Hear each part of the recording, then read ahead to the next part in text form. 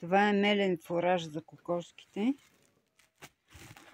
Даваме им, по принцип ги храним цяло зърно, царевица и жито, но това е едро смляно, когато имаме отпадъци от кухнята. Ето тук съм завряла. Много е топло. Има малини, компоти, манджи, останали така.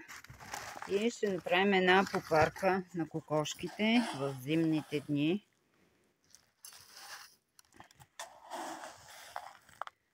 Много е добре за тях. Всеки иска да си стопли стомахчето.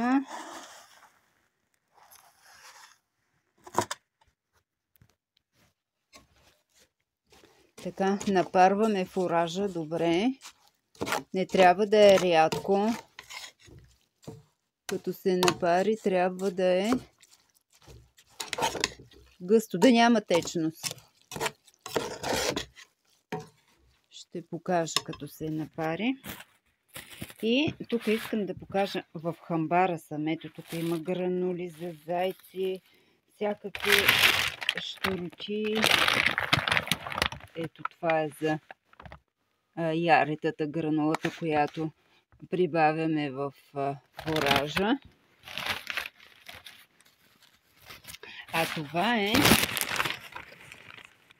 калцимин. Минерален допълващ фураж за лактиращи крави. Той ми е останал от миналата година. Калций. Останал ми от миналата година. Съм давала на козичките. Сега ще се възползвам. Ето така ще добавя. Това е калций. На кокошките ще сложа калций. Един път в седмицата им слагам. Даже само когато се сетя. Така. Ще го разбъркам.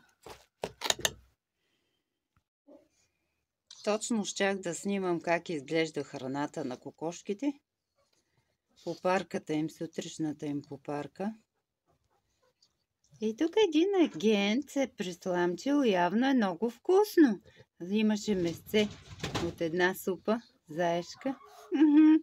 Ай, ти крадец. Имаме тук крадец. Джесика, тя не си пада по месата. Тя обича хляб. Само хляб. Кой колко откраднахте? Я да видим, вкусно ли? Ай, вкусно е. Да. Ай. Пари ми, че изяде на кокошките храната, майко. С царевицата вътре, с калция. Как вкусно. Да я взема, а? Айде, пиленце. Айде да сложим на кокошките, че чакат. Оказва се, че е много вкусна. Сутрешната попара това трябва да представлява. Не трябва да е чорба. Гъстичко. И слагам на кокошките. Нямат търпение. Нямат търпение. Тук ще сложа. Застиламе им сенце сутринта, защото сега е мокро, калено е.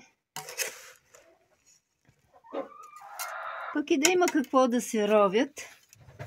И така ще им сложим на 3 места, да не се карат. Че това ще е много вкусно. Заповядайте, дами, на вкусна закуска. Много вкусно. Едно благодаря. Не, сега са заети.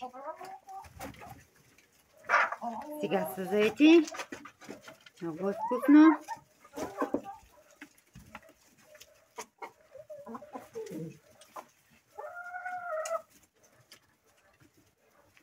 На 3 места и пак се карат. Всеки си мисли, че другата паничка е по-вкусна.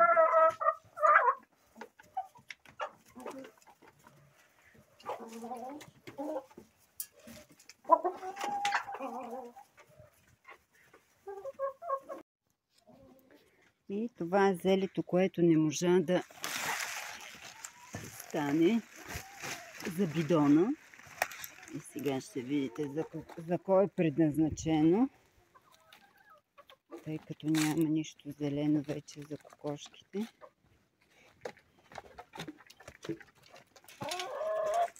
Радост вкъщи.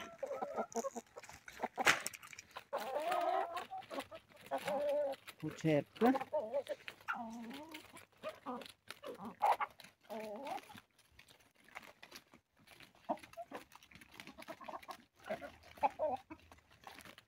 И затова яйцата са вкусни. Това не може да се види в птицефермите, където кокошките живеят в клетки, нямат разходка и не получават това, което ние им даваме. Пуснати кокошки на свобода ровят, кълват. За съжаление са си изкълвали цялата трева, но сега има зеле за тях. Има доста. Почти за цяла зима ще има зеле. Ето.